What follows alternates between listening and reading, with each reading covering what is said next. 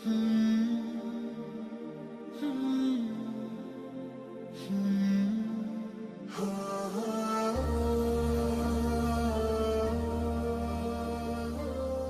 আলহামদুলিল্লাহ, ওয়াসসালাতু ওয়াসসালামু আলা রাসূলিল্লাহ ওয়া বা'দ। আহলান ওয়া সাহলান ওয়া মারহাবান বিকুম।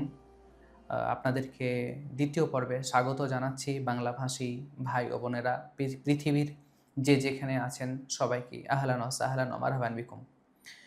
আমরা আলোচনা করছিলাম সিয়ামের পরিচয়, সিয়ামের সংজ্ঞা ইত্যাদি। আজকে যে বিষয়টা নিয়ে আলোচনা করব সেটা হচ্ছে সিয়ামের গুরুত্ব বা সিয়ামের ফজিলত কী।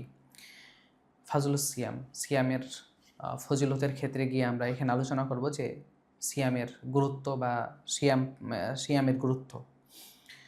সিয়াম হচ্ছে এমন একটি সিয়াম হচ্ছে শাহরু রমাদান, রমাজান মাস। আল্লাহ নবী সাল্লাল্লাহু আলাইহি সাল্লাম এই রমাজান মাসকেও বলেছেন শাহরু সবর।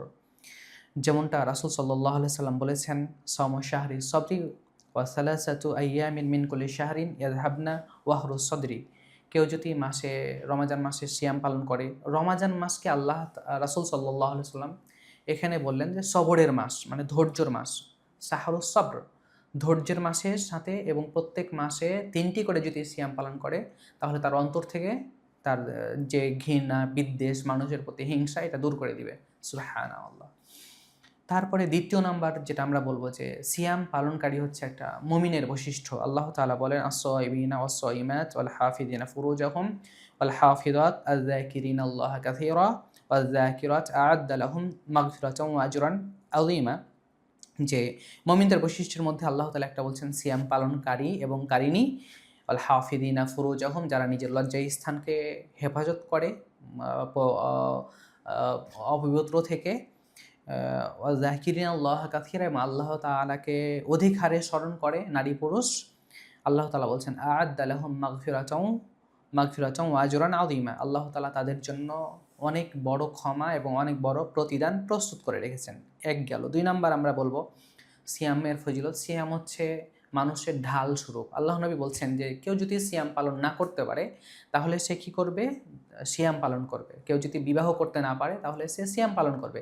সিয়ামটা তার যৌবনকে রক্ষা করবে। তাহলে নবী করিম সাল্লাল্লাহু আলাইহি ওয়াসাল্লাম অত্র হাদিসে বললেন সিয়াম হচ্ছে ঢাল। দ্বিতীয় নাম্বার আমরা সিয়ামের ফজিলত যদি বলি তাহলে রাসূল সাল্লাল্লাহু আলাইহি ওয়াসাল্লামের ওসিয়ত হচ্ছে সিয়াম। যেমনটা আবু উমামা রাদিয়াল্লাহু তাআলা আনহু তিনি বলছেন যে ইয়া রাসূলুল্লাহ মুরনি বি আমরিন ইয়ানফাউনি আল্লাহু বিহি, আপনি আমাকে একটা কাজের আদেশ করেন যেটা আল্লাহ তাআলা আমার উপকার করবেন। তো নবী করিম সাল্লাল্লাহু আলাইহি ওয়াসাল্লাম বলছেন আলাইকা বিসসাম ফাইন্নাহু লা মিসলা লাহ, তুমি সিয়াম পালন করো, সিয়ামের অনুরূপ কোনো ইবাদত নেই। কেননা নবী করিম সাল্লাল্লাহু আলাইহি ওয়াসাল্লাম বলেছেন কেউ যদি আল্লাহ তাআলার জন্য একদিন সিয়াম পালন করে তাহলে বা'আদাল্লাহু ওয়াজহাহু আনিন নারি ৭০ খলিফা, তাহলে ৭০ বছরের পথ জাহান্নাম থেকে তার চেহারা দূর করে দেন। সুবহানাল্লাহ।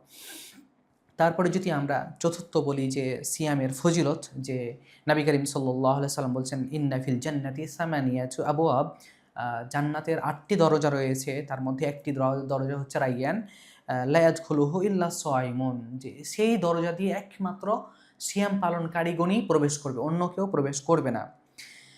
সিয়ামের যদি আমরা পঞ্চম ফজিলতের কথা বলি, গুরুত্বের কথা বলি, তাহলে যে দেখেন সিয়াম হচ্ছে মানুষের পাপ মোচন করার বড় মাধ্যম। নবী করিম সাল্লাল্লাহু আলাইহি সাল্লাম বলছেন ফিতনাতুর রাজুলি ফি আহলিহি ওয়া মালিহি, একজন ব্যক্তির পরীক্ষা তার পরিবারের মধ্যে, তার স্ত্রী সন্তানের মধ্যে, তার ধন সম্পদের মধ্যে, অথবা তার প্রতিবেশীর মাধ্যমে। এটা তুকাফিরুহা, এটা মোচন হয়ে যায় কিসের মাধ্যমে? সলাতের মাধ্যমে, সিয়ামের মাধ্যমে, সদাকার মাধ্যমে। আল্লাহ সুবহানাহু ওয়া তাআলা আমাদেরকে সিয়ামের ফজিলত জেনে বুঝে বাস্তব জীবনে প্রয়োগ করার তৌফিক দান করুন। আমিন। আসসালামু আলাইকুম ওয়া রাহমাতুল্লাহি ওয়া বারাকাতুহু।